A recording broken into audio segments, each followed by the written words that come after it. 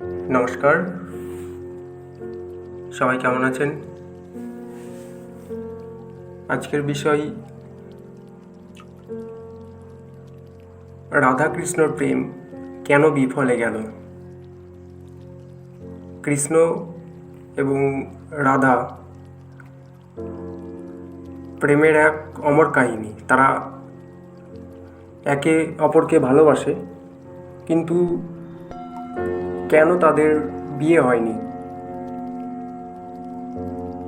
ভারতীয় পুরাণে কৃষ্ণ এবং রাধার সম্পর্কের গভীরতা এবং জটিলতা রয়েছে।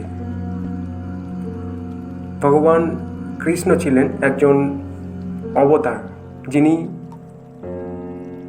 এই পৃথিবীতে এসেছিলেন মানবতার কল্যাণে,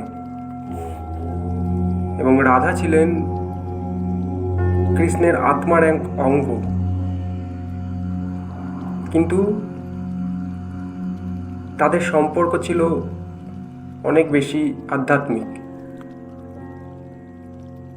বিয়ের সামাজিক বন্ধন তাদের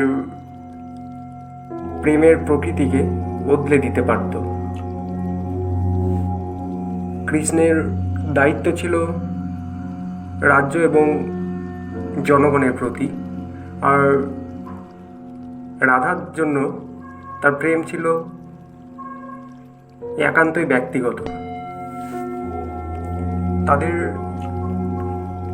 প্রেমের মধ্যে আলাদা এক অনবদ্যতা ছিল, যা বিয়ের বন্ধনে আবদ্ধ হলে সেটা হারিয়ে যেত।